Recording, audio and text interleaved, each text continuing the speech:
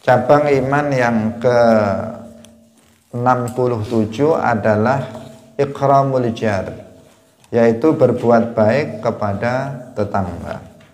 Salah satu ajaran Islam yang sangat ditekankan, diperintahkan oleh agama kita adalah bahwa kita harus memuliakan tetangga, harus berbuat baik kepada tetangga kita. Kita tahu tetangga kita adalah orang-orang yang mereka bertempat tinggal di sekitar tempat tinggal kita.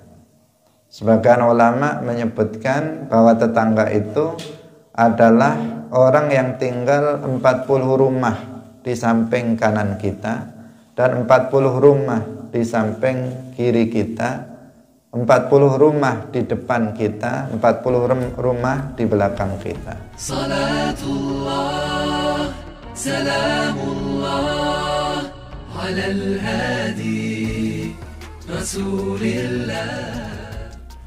Assalamualaikum warahmatullahi wabarakatuh.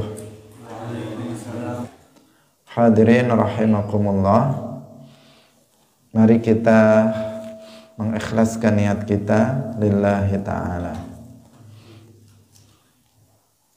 Kita sampai pagi hari ini pada cabang iman yang ke-67, ikramul jar, memuliakan tetangga. Qala al-muallif rahimahullahu ta'ala as-sabi'u was-sittun. As-sabi'u tawi kang nomor 7 was-sittun lan swida iku ikramul jari, mulyaaken tangga. Liqaulihi krana dawe Allah ta'ala halih maha luhur sapa Allah, wa bil walidaini ihsanan wa bidzil qurba wal yatama wal masakini wal jari dzil qurba wal jaril junubi was sahibi bil jamb. Wa bil walidaini lan kelawan wong tua loro ihsana ing gawe kebagusan, wa bidzil qurba lan kelawan wong kang duweni kekerabatan, wal yatama lan pira-pira anak yatim, wal masakini lan pira-pira wong miskin, wal jari lan tangga dzil qurba kang duweni kekerabatan, wal jari lan tangga al junubi kang adoh, was sahibi lan kanca bil jambi ing dalem lelungan, menurut satu penafsiran. Qila dan ucapaken fi tafsiri wal jari dzil qurba, al jaru al mulasiq iku tangga al mulasiq kang mepet, wal jaril junubi lan al jaril junubi iku al ba'idu kang adoh, ghairul mulasiq kang ora nempel, kang ora mepet. Wasahibi bil jambi iku ar-rafiqu kanca fi safari ing dalem lelungan. Wa an ibni Abbas wa Mujahidin wa Qatadah wal Qalbi wa Muqatil ibni Hayyan wa Muqatil ibni Sulaiman wal jari dzil qurba iku alladzi wang bainaka kang ing dalem antarane sira wa bainahu lan ing dalem antarane alladzi qarabatun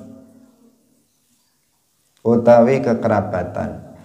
Wal jaril junubi iku al ajnabi wong kang liya angka saking sira. Was sahibi bil jambi iku ar-rafiqu kanca fis safari ing dalem lelungan. Wa zada lan nambahi sapa Muqatil bin Sulaiman faqala fi was sahibi bil jambi innahu satamane as-sahibu bil jambi iku ar-rafiqu kanca fis safari ing dalem lelungan, wal hadari lan ing dalem omah saliyane ing dalem safar. Wa an Ali wa Abdullah ibn Mas'ud wa Ibrahim wa ghairihim radhiyallahu anhum was-sahibi bil jambi annaha satamane as-sahib bil jambi iku al-mar'atu wong wadon tegese bojo wadon. Wa an Sa'id bin Jubair fi riwayatin kadzalik wa fi riwayatin anhu annahu satamane as-sahibu bil jambi iku ar-rafiqus salih kanca kang saleh. Wa li hadits Aisyah fi sahihain annaha satamane Aisyah iku sami'at krungu sapa Aisyah Rasulullah ing Rasulullah sallallahu alaihi wasallam yaqulu dawuh sapa Rasulullah ma zala Jibril yusini ora kingsir sapa Jibril iku yusini aweh wasiat sapa Jibril ing ingsun bil jari kelawan ngapii tangga hatta zanantu sehingga nyangka sapa ingsun annahu satemene tangga iku sayuwarithuhu bakal marisi sapa tangga ing wong sapa wong ing tangga. Wa bihi amba'ana al-Baihaqi qala amba'ana Abu Abdillah al-Hafiz fi mura'ati haqqi rafiqi ing dalem nerangaken jaga haqqe kanca. Sana Abul Abbasi al-Asam hadatsana Syu'bah bin Utsman At-Tanuhi hadatsana Muhammad bin Syamal hadatsana Abdul Razzaq an Ma'marin an Az-Zuhri qala Abdullah bin Abbas radhiyallahu anhuma thalathatun la yukafi'uhum anni thalathun ana wong telu la yukafi'uhum ora nyukupi ing salasa anni saking ingsun sapa illa rabbul alamin kejaba zat kang mengirani alam tegese Allah. Rajulun siji wong lanang fasaha kang jembaraken li kanggo ingsun fi majlisihi ing dalem majlise rajul.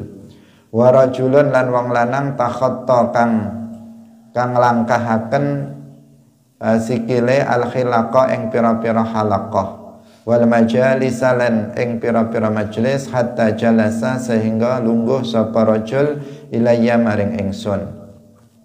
Wa rajulun lan wong lanang zakara kang zikir sapa rajul fil laili ing dalem wektu bengi hajatahu utawa kang nyebut sapa rajul fil laili ing dalem wektu bengi hajatahu ing hajate rajul.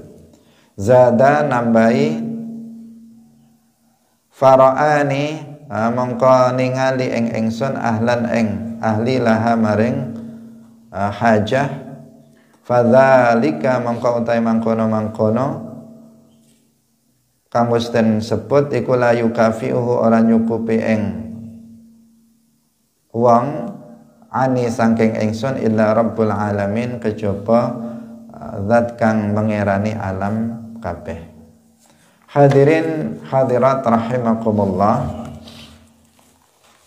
cabang iman yang ke-67 adalah ikramul jar, yaitu berbuat baik kepada tetangga. Salah satu ajaran Islam yang sangat ditekankan, diperintahkan oleh agama kita adalah bahwa kita harus memuliakan tetangga, harus berbuat baik kepada tetangga kita. Kita tahu tetangga kita adalah orang-orang yang mereka bertempat tinggal di sekitar tempat tinggal kita. Sebagian ulama menyebutkan bahwa tetangga itu adalah orang yang tinggal 40 rumah di samping kanan kita dan 40 rumah di samping kiri kita, 40 rumah di depan kita, 40 rumah di belakang kita. Kalau misalnya rumahnya itu tingkat, misalnya seperti di sebagian di kota atau sebagian negara, rumahnya itu berbentuk tingkat. Nah, misalnya dia tinggal di lantai 2, kemudian ada yang tinggal di lantai 3, keluarga yang lain, maka yang di atasnya itu juga termasuk jar, termasuk tetangga. Nah, kita itu diperintahkan untuk ikramul jar, memuliakan dan berbuat baik kepada tetangga. Dan tidak boleh sebaliknya kita untuk berbuat yang tidak baik, berbuat jahat kepada tetangga. Harus baik kita kepada tetangga kita.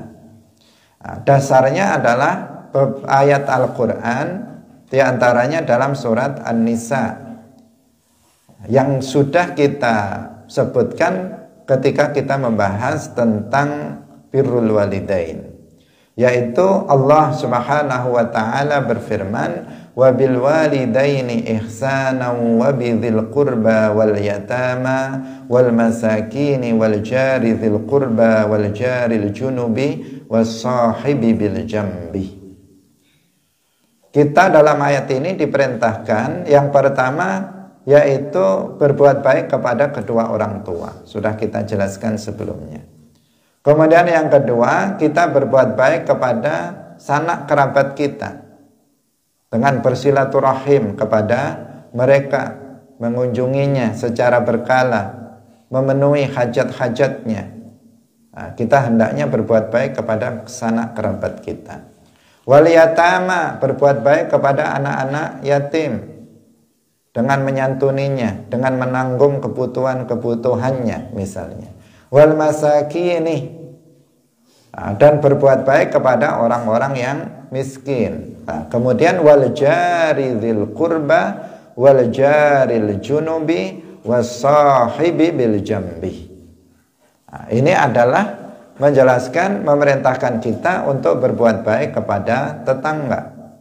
Baik tetangga itu yang sekaligus atau tetangga itu adalah tetangga dekat yang rumahnya mepet dengan rumah kita, samping kanan kita persis dia tinggalnya, atau dia tinggalnya di depan rumah kita persis, atau dia tinggal di belakang rumah kita persis, atau di kiri kita persis, maka itu disebut al-jar dzil qurba, sebagaimana yang dijelaskan oleh para ulama tentang penafsiran ayat ini, bahwa al-jar dzil qurba al-jar al-mulasiq, yaitu tetangga yang rumahnya itu nempel dengan rumah kita, maksudnya sangat dekat dengan rumah kita. Maupun yang jauh al-jaril junub. Al-junub di sini artinya yang jauh, bukan artinya yang sedang junub, enggak. Tetapi al-jaril junub artinya tetangga yang jauh, rumahnya jauh dari kita. Kemudian wasahibi bil jambi. Di sini para ulama berbeda pendapat tentang penafsirannya, tetapi semuanya memang kita harus berbuat baik kepada mereka. Sebagian ada yang memaknai dengan teman dalam perjalanan, sebagian ulama ada yang memaknai dengan menafsirkannya dengan teman dalam perjalanan dan selain dalam perjalanan. Ada yang memaknai dengan istri, dan juga ada yang memaknainya dengan teman yang soleh. Berbagai macam penafsiran dari para ulama tentang masalah itu. Hadirin yang dirahmati oleh Allah Subhanahu wa ta'ala, tetangga ini memiliki hak-hak yang harus kita penuhi, sampai di dalam hadis yang di sini juga disebutkan bahwasanya Rasulullah Shallallahu Alaihi Wasallam bersabda, "Mazala Jibrilu yusini bil jar, hatta zonantu annahu sayuwarrithuhu." Jibril itu senantiasa berwasiat kepadaku untuk berbuat baik kepada tetangga. Jadi kita Nabi terus diingatkan untuk senantiasa berbuat baik kepada tetangga.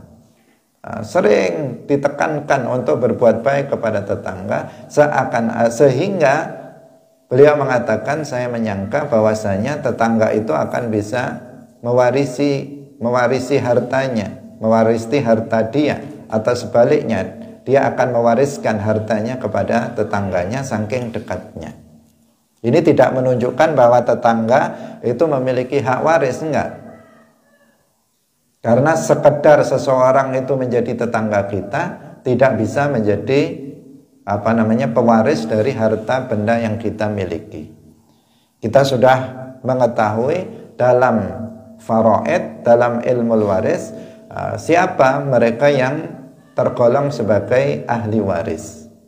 Dan tetangga tidak ada masuk sebagai bagian dari ahli waris. Ini hanya untuk mubalaghah, untuk menguatkan bahwasanya tetangga itu memiliki hak-hak untuk kita berbuat baik kepadanya seakan-akan dia adalah bagian dari ahli waris. Hadirin rahimakumullah, hadis ini juga tidak menunjukkan bahwa Rasulullah itu menyangka bahwa tetangga itu bisa mewarisi, enggak. Tetapi orang-orang saking ditekankannya seseorang itu berbuat baik kepada tetangga, sehingga orang-orang itu menyangka bahwasanya tetangga itu bisa mewarisi harta tersebut. Bukan Nabi yang menyangka, tetapi yang beliau maksud adalah orang-orang sampai-sampai seakan-akan akan menyangka bahwasanya tetangga itu bisa mewarisinya, sebab malaikat Jibril senantiasa mengingatkan agar berbuat baik kepada tetangga. Ini berarti bukan sesuatu yang sesuatu yang remeh, bukan sesuatu yang kecil. Berbuat baik kepada tetangga ini bukan sesuatu yang kecil, bukan perintah yang ringan. Ringan artinya yang pahalanya kecil, enggak. Kalau tidak sangat penting berbuat baik kepada tetangga ini, maka Jibril tidak akan senantiasa untuk mengingatkan Nabi agar berbuat baik kepada tetangga. Tidak senantiasa mengingatkan kita semuanya untuk berbuat baik kepada tetangga, kalaulah berbuat baik kepada tetangga itu tidak sangat ditekankan dalam agama. Hadirin yang dirahmati oleh Allah Subhanahu wa ta'ala. Nah, karena itu harus kita pastikan masing-masing kita ini baik sama tetangga. Jangan sampai dengan tetangga saling menzalimi. Jangan sampai dengan tetangga bertengkar, bermusuhan. Jangan sampai dengan tetangga kemudian saling mencela, saling mencaci, saling menghibah, saling melakukan namimah dan seterusnya. Seperti yang terjadi pada masa sekarang ini, banyak sekali tetangga-tetangga yang seperti itu, yang hasad terhadap tetangganya, yang mencela, menghina tetangganya dan seterusnya, yang bermusuhan, tidak bertegur sapa dengan tetangganya. Itu sangat banyak sekali, dan itu bertentangan dengan akhlak Islam, bertentangan dengan ajaran Islam yang memerintahkan kepada kita bukan hanya dalam hadis-hadis Rasulullah Shallallahu Alaihi Wasallam, bahkan Al-Quran memerintahkan kita untuk berbuat baik kepada tetangga. Maka masing-masing kita harus memastikan itu. Bagi yang sekarang misalnya belum baik sama tetangganya bermusuhan, sama tetangganya tidak saling menegur misalnya, maka setelah ini harus dirubah. Dia harus kembali berbuat baik kepada tetangganya seperti apapun tetangga itu, karena tetangga itu memiliki hak-hak untuk kita perlakukan secara baik. Dalam hadis lain sampai-sampai Rasulullah Shallallahu Alaihi Wasallam bersabda, "Wallahi la yu'minu, wallahi la yu'minu, wallahi la yu'minu." Artinya la yu'minu imanan kamilan. Demi Allah tidak beriman dengan iman yang sempurna. Demi Allah tidak beriman dengan iman yang sempurna. Sampai 3 kali beliau menyebut itu. Beliau mengatakan alladzi la ya'manu jaruhu bawa'iqahu. Orang yang imannya tidak sempurna, beliau menjelaskan adalah orang yang tetangganya itu tidak selamat dari perlakuan jahatnya. Rasulullah menyebutnya la yu'minu imanan kamilan. Tidak beriman dengan iman yang sempurna seseorang yang tetangganya itu tidak selamat dari perlakuan jahatnya. Tetangganya kena cacian mulutnya, tetangganya kena perlakuan jahat dari tangan dan kakinya misalnya, maka orang yang seperti ini tidak disebut sebagai orang yang beriman dengan iman yang sempurna. Nah, ini kan betul-betul sangat ditekankan, sampai-sampai Nabi mengatakannya 3 kali, wallahi, ada sumpah lagi, ada qasam, wallahi la yu'minu, wallahi la yu'minu, wallahi la yu'minu, ay la yu'minu imanan kamilan. Yaitu siapa? Alladzi la ya'manu jaruhu bawa'iqahu, yaitu seseorang yang tetangganya itu tidak selamat dari perlakuan jahat darinya. Nah, kalau ada seseorang merasa tidak nyaman dengan dirinya, tetangganya itu tidak nyaman dengan dirinya karena mulutnya yang suka mencaci, suka mencela, suka menghibah dia. Jika seseorang tetangganya itu tidak selamat dari perlakuan jahat orang tersebut, maka orang ini imannya belum sempurna. Meskipun orang itu secara zahir misalnya ahlus shalah, rajin melaksanakan salat, ahlul zikir, rajin melakukan zikir misalnya, ahlus sadaqah, ahlul Quran, dan seterusnya dari perbuatan-perbuatan baik yang lainnya. Tetapi kalau dia ternyata dengan tetangganya nggak baik, ternyata dia bermusuhan dengan tetangganya, suka mencela tetangganya, suka ngerasani tetangganya, maka orang yang seperti ini belum disebut sebagai seorang mukmin yang kamil. Sekali lagi, belum disebut sebagai mukmin yang kamil. Kenapa ini kita sebutkan seperti itu? Agar kita ini terkadang sebagian kita ini menyangka bahwa kesempurnaan iman seseorang itu hanya dengan melakukan ibadah-ibadah seperti sholat, puasa, zakat, sedekah dan lainnya. Itu ya, itu memang betul. Itu memang betul. Tetapi ada kewajiban lain yang harus dia lakukan, yang itu juga harus dilakukan untuk menyempurnakan keimanan seseorang. Yaitu seperti kemarin, berbuat baik kepada kedua orang tua, melakukan silaturahim dengan kerabat, kemudian dia juga berbuat baik kepada tetangga. Ini adalah bagian amalan yang diperintahkan yang bisa menyempurnakan keimanan seseorang.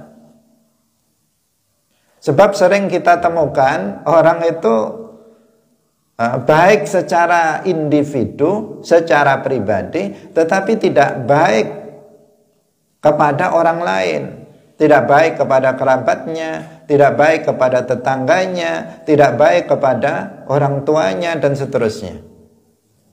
Kemudian dengan kepribadian atau dengan ibadah yang dilakukannya, itu dia merasa bahwa itu sudah cukup untuk menjadikan dia sebagai seorang mukmin yang sempurna imannya.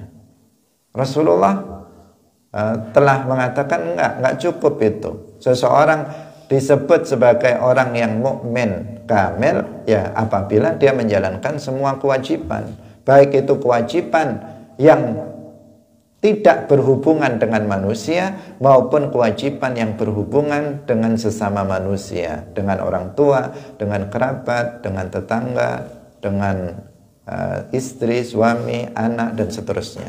Itu juga merupakan kewajiban Allah yang harus kita lakukan terkait dengan sesama manusia.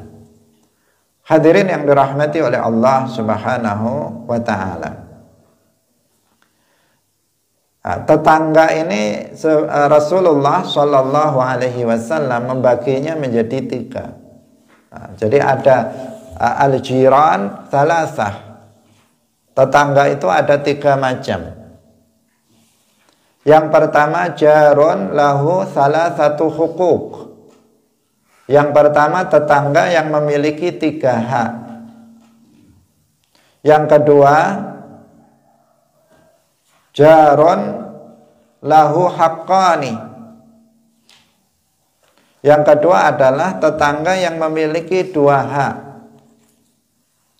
Dan yang ketiga adalah jarun lahu haqqun, yaitu tetangga yang memiliki satu hak saja. Nah, yang pertama jarun lahu salah satu hukuk. Ada tetangga yang memiliki tiga hak. Siapa itu? Al-jarul muslimul qarib. Al-jaru al-muslimu al-qarib, yaitu tetangga yang muslim dan dia adalah kerabat. Dia pertama adalah tetangga kita, dia bertempat tinggal di dekat rumah kita, satu, dan dia adalah seorang muslim, dan dia adalah kerabat kita, dia masih saudara, masih punya hubungan kekerabatan dengan kita. Maka ini tetangga yang memiliki tiga hak, yaitu hakul Islam, hakul qarabah, kemudian hakul jar. Atau kita balik, yang pertama dia hakul jar, memiliki hak sebagai seorang tetangga, maka kita harus memperlakukannya dengan baik. Kemudian dia memiliki hakku al-Islam, dia punya hak sebagai seorang muslim. Kemarin kita mengatakan hakul muslim alal muslim khamsun misalnya. Nah, artinya dia memiliki hak sebagai seorang muslim. Misalnya kalau dia kalau ketemu kita ucapkan salam kepada dia, kalau dia mati kita urus jenazahnya, kalau misalnya dia bersin kita mengatakan yarhamukallah, itu kan hak-hak seorang muslim.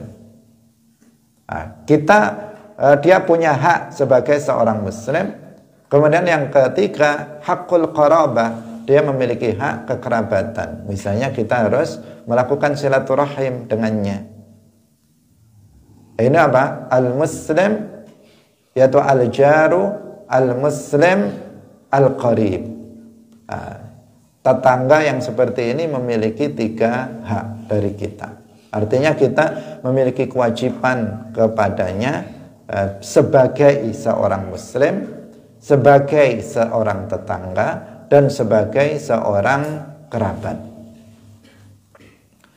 Kemudian yang kedua adalah jarun lahu haqqani, yaitu tetangga yang memiliki dua hak. Siapa? Al-jarul muslim, tetangga yang muslim. Dia bukan kerabat kita, dia orang lain, tidak memiliki hubungan kekerabatan dengan kita, tetapi dia bertempat tinggal di dekat rumah kita dan dia adalah seorang muslim. Maka dia memiliki dua hak. Apa itu? Yaitu hakul jar, hak dia sebagai tetangga kita, wa hakul Islam, dan hak dia sebagai seorang muslim. Maka kita wajib berbuat baik kepadanya karena dia tetangga kita, dan kita juga wajib memenuhi hak-hak dia sebagai seorang muslim. Dan yang ketiga adalah jarun lahu haqqun wahidun, tetangga yang hanya memiliki satu hak, yaitu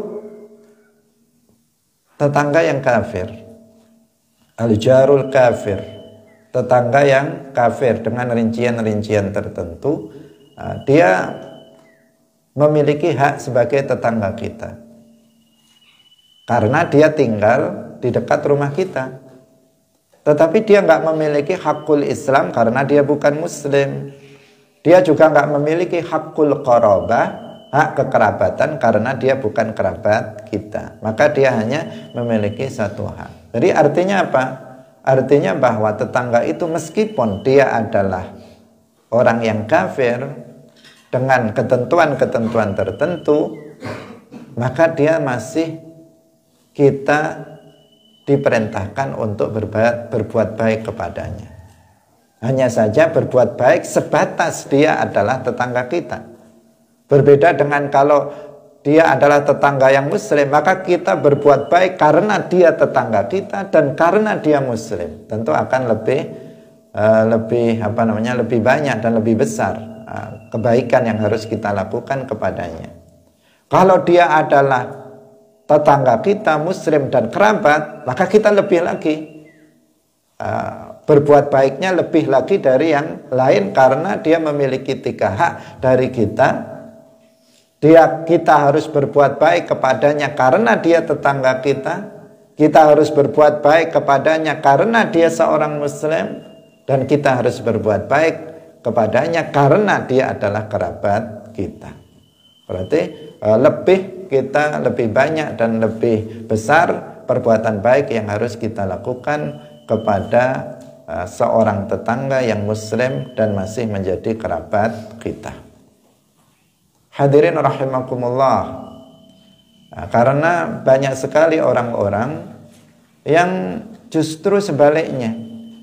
Apabila tetangga itu adalah orang yang pertama yang sebenarnya memiliki 3 hak, misalnya kakaknya atau adiknya, dia buat rumah di dekat rumah dia, jejer, berdampingan rumah adik dan kakaknya.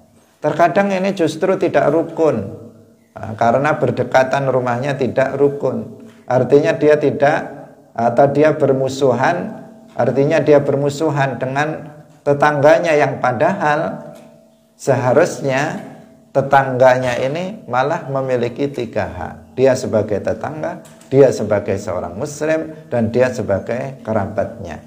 Semestinya dia harus lebih banyak berbuat baik kepadanya daripada kepada tetangga yang kafir atau tetangga yang muslim tetapi bukan kerabat. Semestinya seperti itu. Tetapi fenomena yang terjadi dalam kenyataan, ternyata banyak orang yang tetangganya itu masih kerabatnya, justru dia bermusuhan karena apa? Karena sesuatu hal, rebutan warisan atau rebutan batas tanah dan sebagainya, yang menjadikan mereka meskipun kerabat kemudian saling bermusuhan satu dengan yang lainnya. Hadirin yang dirahmati oleh Allah Subhanahu wa ta'ala. Dalam hal berbuat baik, maka kita secara berurut, kalau berbuat baik misalnya dalam hal kita akan ngasih sesuatu hadiah misalnya, maka kita mengutamakan yang terdekat. Tadi kita diperintahkan untuk berbuat baik kepada semua tetangga. Dan tetangga batasnya tadi 40 ke sana, 40 rumah, 40 rumah, 40 rumah, 40 rumah. Tetapi seandainya kita ingin memberikan hadiah, kemudian hadiah itu terbatas, tidak mungkin kita kasihkan kepada seluruh tetangga kita. Maka yang lebih diutamakan tetangga yang mana?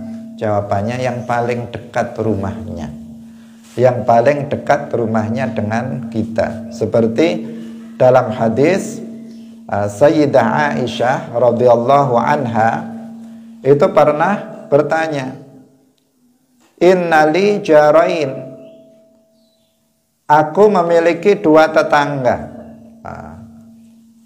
Aku ini memiliki 2 tetangga. Kemudian beliau bertanya, siapa tetangga yang lebih dulu aku aku utamakan dalam memberikan hadiah?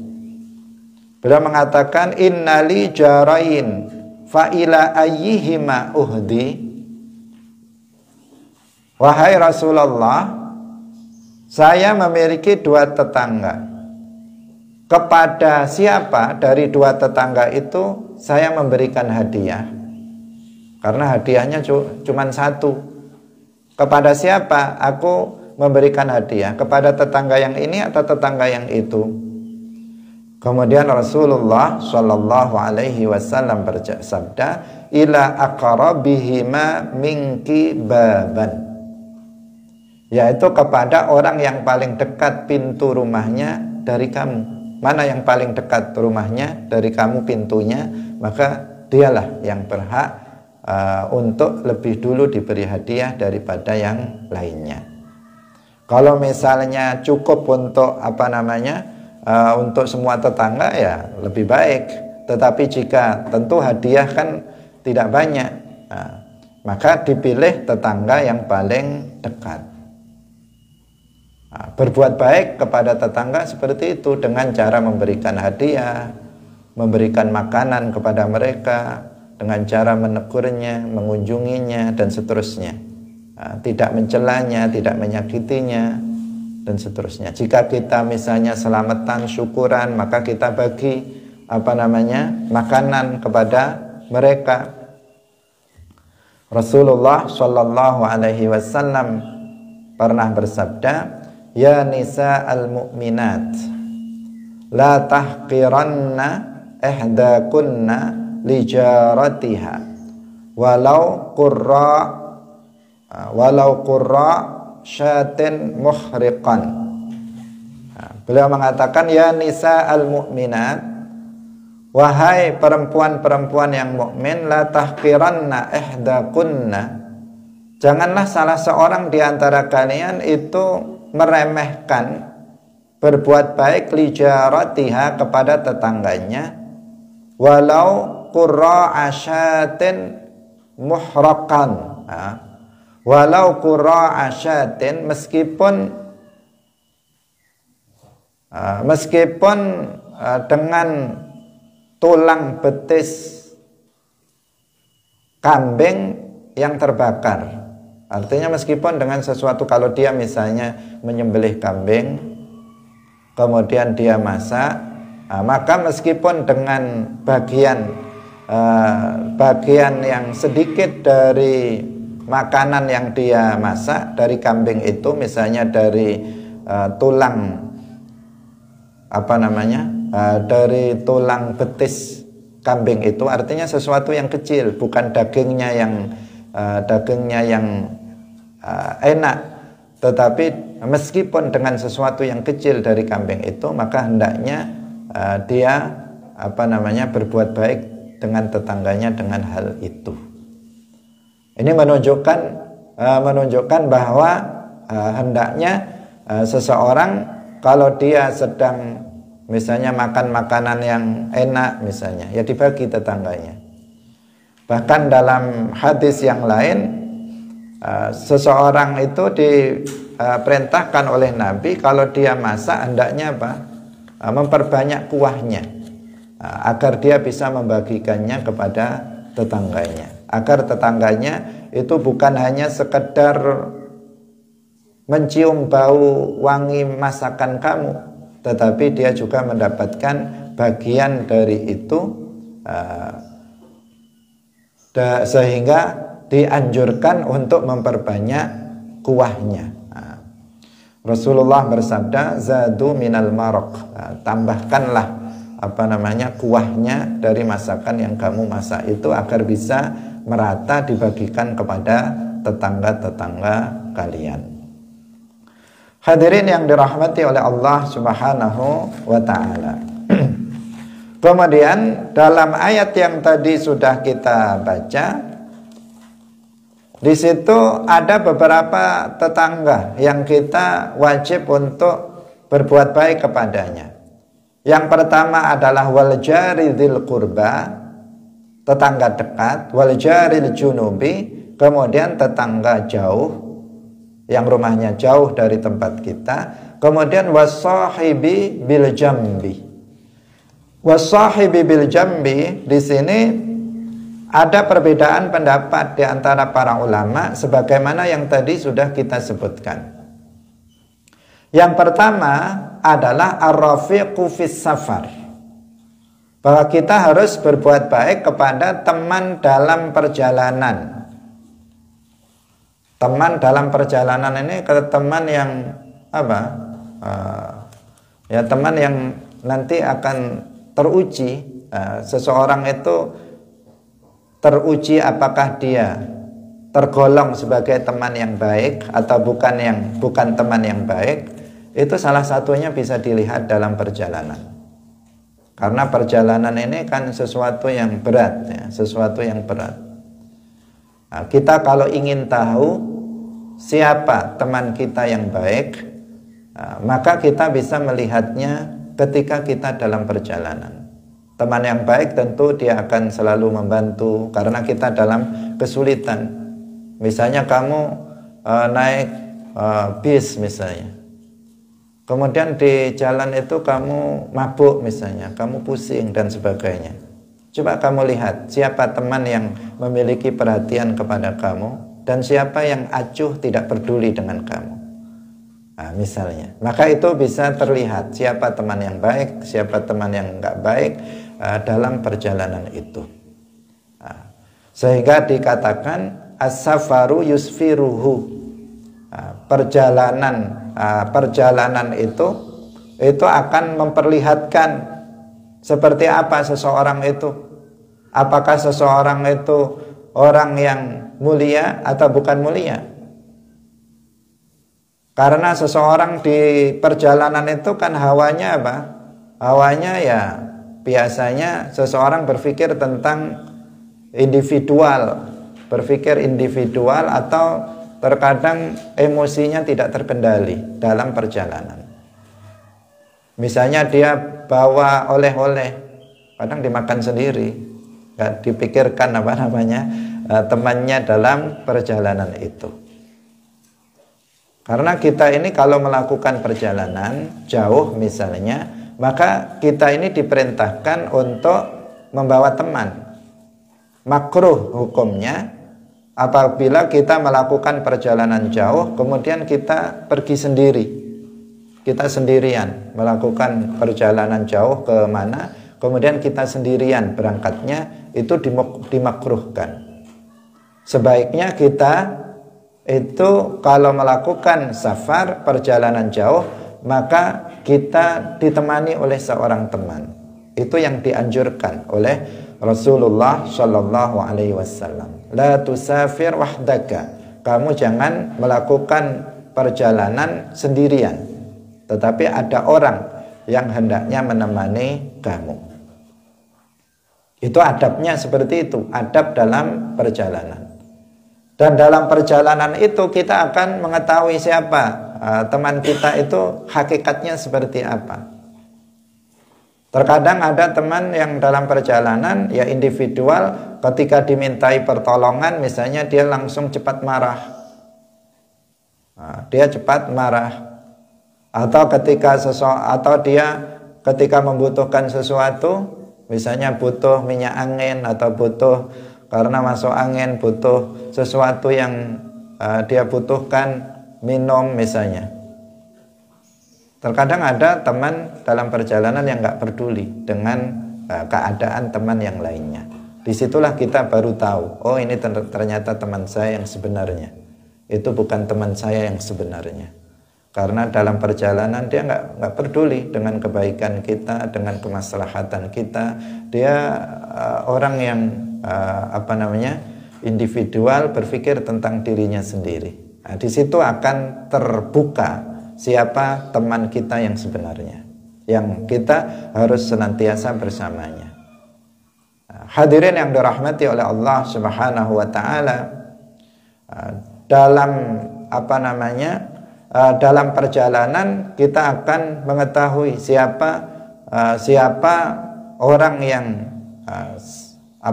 baik dan siapa orang yang tidak baik. Di antara tanda kesempurnaan seseorang itu apabila dia marah, maka dia cepat hilang kemarahannya. Karena seseorang tentu tidak bisa untuk menghindarkan sifat ini secara total selain Rasulullah Shallallahu Alaihi Wasallam tentunya. Kalau dia marah, sebentar dia sudah reda marahnya. Itu adalah salah satu tanda kesempurnaan bagi seseorang. Sebaliknya kalau tanda ketidaksempurnaan bagi seseorang, apabila dia marah, itu lama sekali, sampai berhari-hari, sampai berbulan-bulan, tetap saja marah. Tidak mudah dia untuk reda kemarahan dia. Nah, kita termasuk tipe yang mana? Nah, kalau termasuk tipe yang kedua, maka hendaknya kita memperbaikinya agar kita termasuk sebagai orang yang sempurna keimanannya. Nah, ketika kita marah, Ya sudah marah sebentar, kemudian reda kemarahan kita dan kemudian tetap berbuat baik kepada sesama. Hadirin yang dirahmati oleh Allah Subhanahu wa taala. Dalam perjalanan juga diketahui, oh ini orangnya orang yang karim, orang yang dermawan, bukan orang yang pelit, bukan orang yang tidak memiliki kepedulian dengan orang lain. Seperti yang tadi sudah kita jelaskan. Hadirin yang dirahmati oleh Allah Subhanahu wa taala.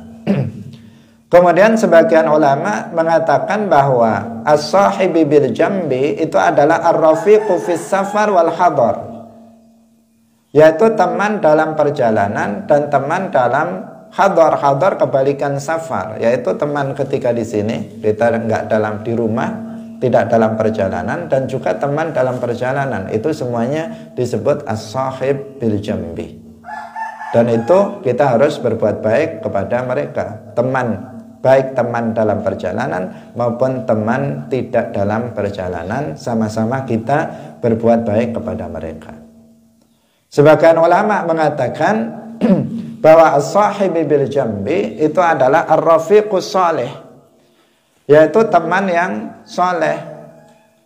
Ar-rafiqus sadiq, as-sadiq, as-saduq, as-sadiqus sadiq, yaitu teman yang jujur, teman yang baik, teman yang betul-betul bisa dijadikan sebagai teman, bukan teman yang khianat, bukan teman yang tidak baik.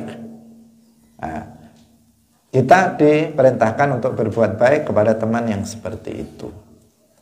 Nah, kemudian sebagian ulama mengartikan al-mar'ah, istri. Jadi was-sahibi bil jambi artinya kita diperintahkan untuk berbuat baik kepada teman yang ada di rumah kita, yaitu istri. Itu menurut sebagian ulama. Jadi istri ini salah satu nikmat dari Allah Subhanahu wa taala yang diberikan kepada seseorang apabila istri itu adalah istri yang salihah. Ada catatannya, apabila istri itu adalah istri yang salihah. Kalau bukan istri yang salihah, maka ya jadi petaka bagi seorang suami. Nah, karena itu seorang laki-laki dia harus memilih istri itu, yang terpenting yang harus dinilai adalah agama dan akhlaknya. Agama dan akhlaknya. Dalam hadis disebutkan tunkahul mar'ah li arba'in. Seorang perempuan itu dinikahi karena 4 hal. Yang pertama limaliha wa jamaliha wa nasabiha atau wa hasabiha wa diniha. Yang pertama karena hartanya, karena dia kaya misalnya. Yang kedua li jamaliha, karena kecantikannya. Kemudian li nasabiha, li hasabiha, karena nasabnya. Kemudian li diniha, karena agamanya. Perempuan dinikahi karena itu. Tetapi fadfar bidzatid din taribat yadak. Pilihlah yang memiliki, perempuan yang memiliki agama, yang dia paham terhadap ilmu agama dan dia berakhlak yang mulia, maka kamu nanti akan senang jika seperti itu. Jangan seseorang itu seperti yang banyak terjadi sekarang ini, orang itu sebatas pokoknya senang.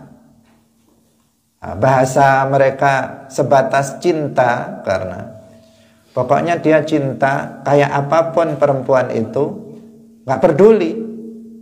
Menurut dia siapa yang dia cintai, maka dialah yang paling cocok menjadi istrinya.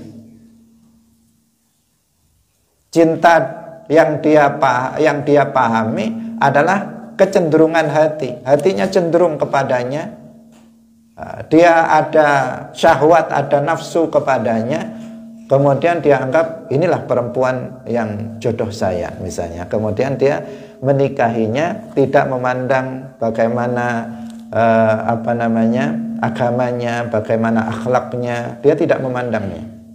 Padahal kehidupan dalam berkeluarga itu dia bukan sehari dua hari. Bukan sehari dua hari, dia kan kehidupan yang dia ingin nanti perempuan itu akan melahirkan anak-anak bagi dia yang soleh solehah yang dia kehendaki. Dia menginginkan kehidupan yang baik, kehidupan yang tentram fid dunya wal akhirah. Pernikahan itu juga dibawa sampai nanti di akhirat, bukan hanya di dunia saja. Karena itu hendaknya seseorang harus memperhatikan itu. Bukan cenderung alasannya, kenapa kamu menikahi dia? Karena saya mencintainya, cuman begitu saja. Tetapi dia harus melihat bagaimana agamanya dan bagaimana akhlaknya. Karena kalau agamanya tidak baik, ini juga nanti akan jadi masalah bagi dia. Selain dia harus dia harus mengurus istrinya kalau bisa diurus. Kalau nggak bisa diurus, bagaimana? Ya bisa stres suaminya, atau suaminya bisa bisa tidak bisa melakukan apa-apa gara-gara istrinya tersebut. Nah, karena itulah maka fadfar bidzatiddin. Seseorang harus memilih seorang istri adalah istri yang salihah, dan itu akan menjadi kenikmatan yang luar biasa bagi seorang suami.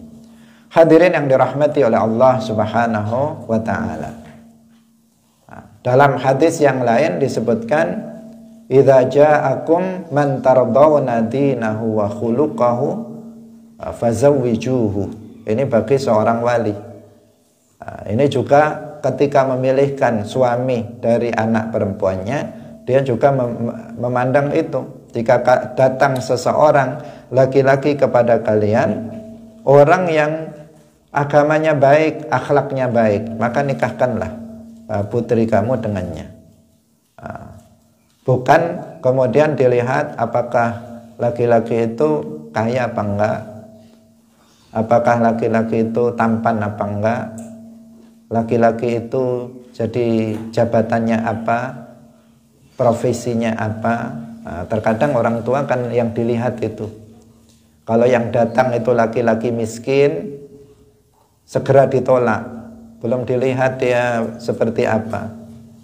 Nggak ditanya mondok di mana, apa saja kitab yang sudah dipelajari misalnya. Kalau cari menantu kan semestinya seperti itu. Dulu ngajinya di mana, mondoknya di mana, sudah khatam kitab apa saja misalnya, kan semestinya begitu. Bukan ditanya kamu sudah S1 atau belum, kamu kerjaannya apa misalnya. Yang sering kan seperti itu yang ditanya. Itu mungkin juga diperlukan, tetapi yang paling utama yang harus dipastikan adalah akhlak dan agamanya. Apakah dia akhlaknya baik? Ketika dia datang itu memang orang yang baik, berakhlak yang mulia, bisa dilihat. Atau dia orang yang tidak baik akhlaknya, orang yang paham agama atau tidak paham agama. Itu yang harus menjadi penilaian utama.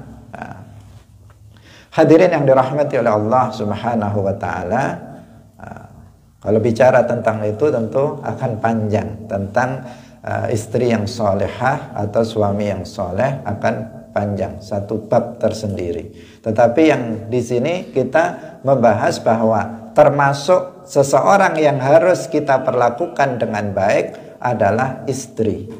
Harus seseorang berkata, menggauli istrinya dengan pergaulan yang baik, berkata-kata dengan perkataan yang baik, memenuhi kebutuhan-kebutuhan yang pokok terhadap istrinya dan seterusnya. Ini tentang masalah hak dan kewajiban suami istri dalam sebuah keluarga harus juga dipenuhi, dan ini adalah bagian dari perintah Al-Quran wassahibi bil jambi menurut penafsiran sebagian ulama. Demikian, barakallahu fikum, wallahul muwaffiq ila aqwamit thariq. Wassalamualaikum warahmatullahi wabarakatuh.